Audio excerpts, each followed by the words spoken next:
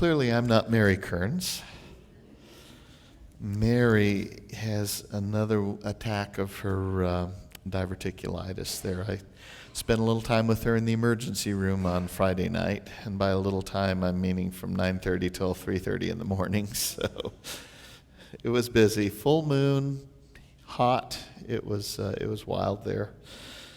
But she is recovering, doing well. They gave her the medicine that she needs. She's just taking it easy and getting her rest and her strength up. So this morning, I'll be reading our scripture, which comes from 2 Samuel chapter 1. And we're going to read the first verse just to kind of give a context of where we are, and then we'll read from 17 to 27. Oh, excuse me. After the death of Saul, when David had returned from defeating the Amalekites, David remained 2 days in Ziklag. David intoned this lamentation over Saul and his son Jonathan, and he ordered that the song of the bow be taught to the people of Judah. It is written in the book of Jashar. He said, "Your glory, O Israel, lies slain upon your high places. How the mighty have fallen. Tell it not in Gath, proclaim it not in the streets of Ashkelon, or the daughters of the Philistines will rejoice. The daughters of the uncircumcised will exult. Your mountains of Gilboa, let there be no dew or rain upon you, nor bounteous fields. For there the shield of the mighty was defiled, the shield of Saul anointed with no oil. From the blood of the slain, from the fat of the mighty, the bow of Jonathan did not turn back, nor the sword of Saul return empty. Saul and Jonathan, beloved and lovely, in life and in death, they were not divided. They were swifter than eagles. They were stronger than lions. O daughters of Israel, weep over Saul, who clothed you with crimson and luxury, who put ornaments of gold in your apparel. How mighty the mighty have fallen in the midst of the battle. Jonathan lies slain upon your high places. I am distressed for you, my brother Jonathan. Greatly beloved were you to me. Your love to me was wonderful, passing the love of women. How the mighty have fallen, and the weapons of war perished." May God's blessing be upon our understanding of these scriptures this morning. So there's one thing that Mary and I have agreed on, and it's a continual agreement. It's something that it's like a covenant with God. It has to be renewed over and over sometimes. But we have this deal, and I teach this in my clergy ethics and boundary class too. But it is that clergy couples need to practice vocational boundaries with each other at home.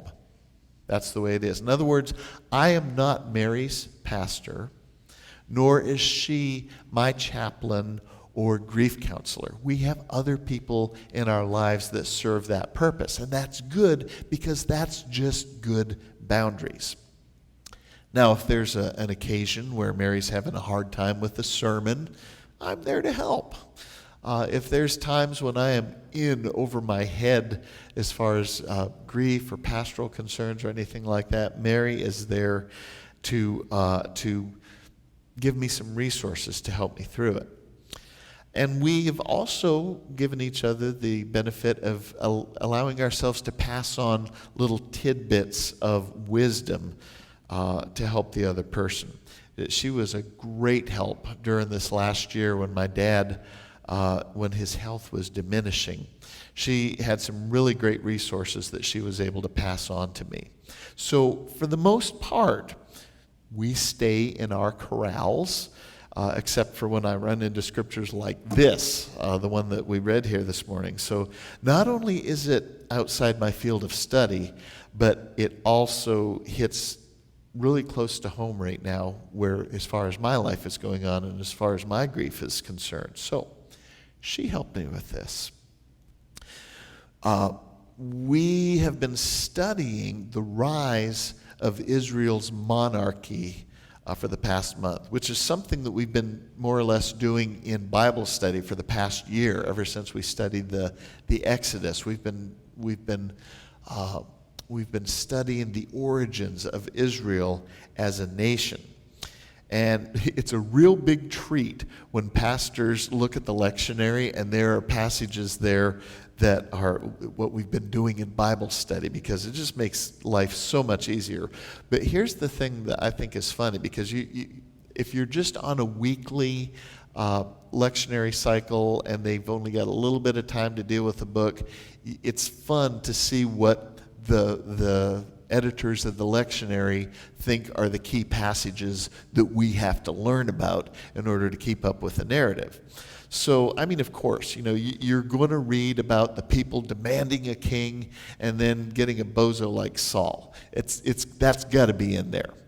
And of course, we're going to read about how God led them to King David, who is a prime example of what a king ought to be, one whose power comes from their character and not just their appearances. And of course, you got to do David and Goliath, because that's just a cool story, right? Those are things that you would expect. But this week, the commission that puts the lectionary together gave us this Song of the Bow. This is the soon-to-be official King David's lament over Saul and Saul's son Jonathan. It was so important to David that he made a decree that this be taught to the people of Judah, all of the people in Judah.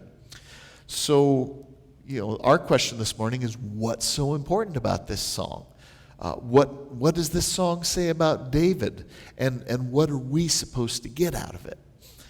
So first of all, let's talk about how we often deal with grief, because we deal with grief so well, don't we, right? As a culture, sure. See, we either want to sweep it under the rug and hide it, or we want to offer platitudes to fix the person who is grieving. We say things like, oh, your loved one is in a better place now. There's no reason to feel sad. Christians are often guilty of using this line, right? There's no reason to feel sad. See, I think it's because we want to focus on the glory and the joy that the deceased will experience beyond the grave. That's what we really want to focus on. Now, the platitude that makes me cringe, it makes me angry sometimes, is when someone whose child has died is told, oh, that's okay, God just wanted another little angel in heaven. Toxic. Because the message is, it's not right to grieve and be sad because the person who's died has gone to a better place. They've gone to be with Jesus. And therefore we should be happy and we should rejoice. That's sad and sick all at the same time.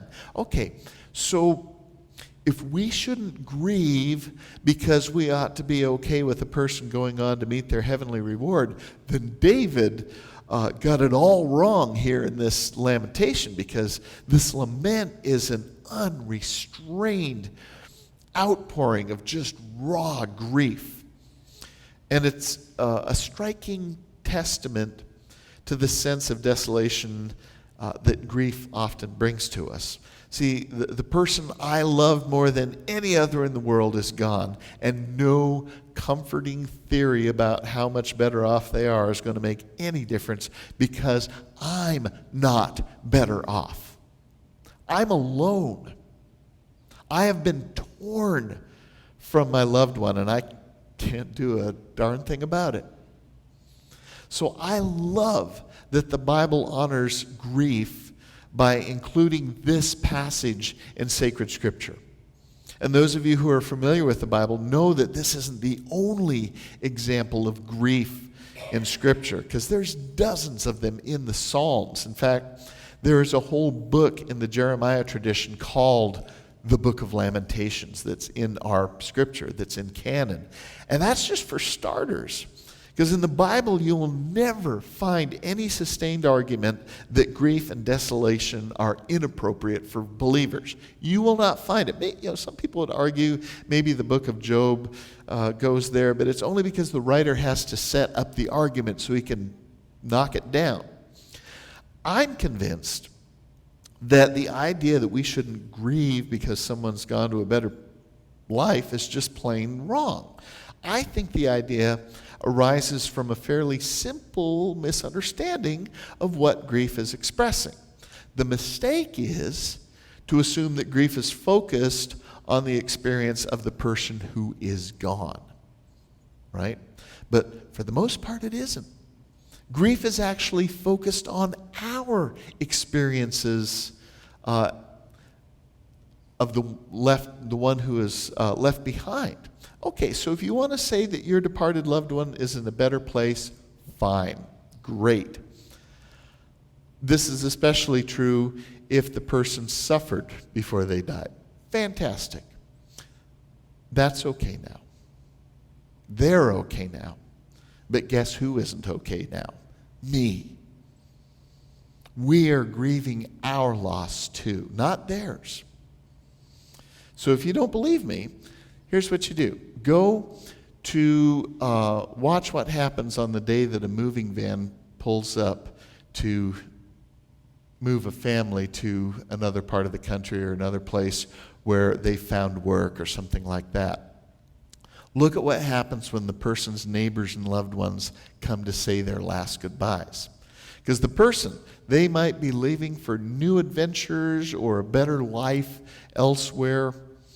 But the people who are left behind, they're experiencing the pain of separation in a different way than the person who's departing.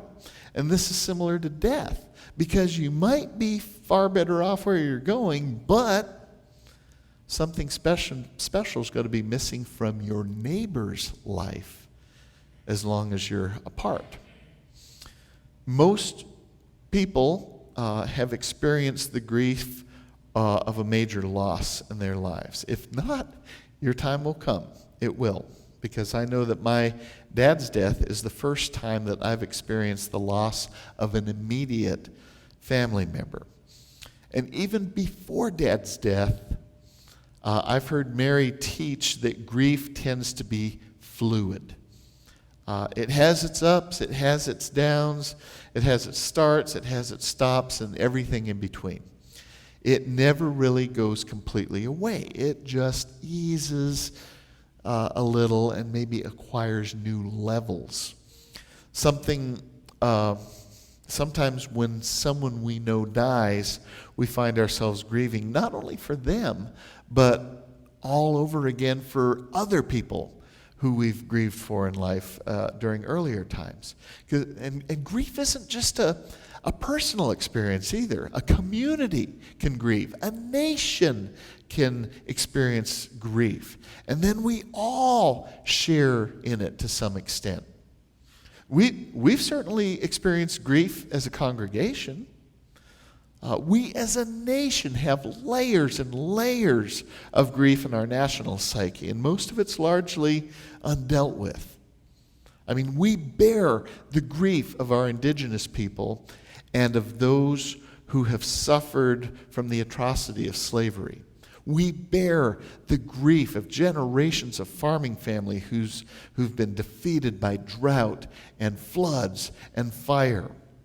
We bear the grief of thousands and thousands of families who've lost sons and daughters in wars, many of them who we have fought for others. We bear the grief of several waves of refugees who have sought refuge here when their homelands were destroyed by one atrocity or another. And I could go on, right? Grief upon grief upon grief. So, again, where is God in all this? Well, let's take a look at someone who is well known among Christians as one who is close to God. Let's take a look at C.S. Lewis as an example. Now, he wasn't a formally trained theologian, but he wrote a lot of about God in his books, like Mere Christianity and The Problem of Pain. He also wrote fictional works, too, that reflect his beliefs, like the Chronicles of Narnia or the Screwtape Letters. So here's what C.S. Lewis, this giant of the faith, said in his personal journal when he lost his wife Joy to cancer. He wrote, "When your need is desperate, when all other help is vain, and what do you find? A door slammed in your face and a sound of bolting and double bolting on the inside. After that, silence." Wow. But think of this. Even Jesus had that experience of God. In the midst of the agony and grief of his own death, Jesus cried out, my God, why have you forsaken me?" This is while he was being crucified. Almost every one of you who has experienced deep grief will know something about that feeling. It's not often talked about because not only does our culture tend to repress grief, but we also subscribe to this toxic myth among many Christians that you are not allowed to express doubts about God or show anger towards God ever. But I know I'm not the only one who finds Jesus' cry resonating with things deep inside of me. But that cry of abandonment is not the end of the story. And it's not the whole of the story either. There's something quite extraordinary that takes place in the story of Jesus and what continues to take place week after week right here at this table. Have you ever wondered why the central symbol of our worship is the breaking of bread? Not the baking of bread or the healing of something broken, but the tearing apart of a loaf of bread. Right here at this table, we are acknowledging and enacting the truth that at the very heart of the gospel, what we proclaim is a profound experience of brokenness, of tragic loss, of grief, deep grief. And this is not some trite little memorial of a death long, long ago. What is actually happening here at this table is that God is becoming one with us in our brokenness, and then turning the whole experience around so that through brokenness we can come to be one with God.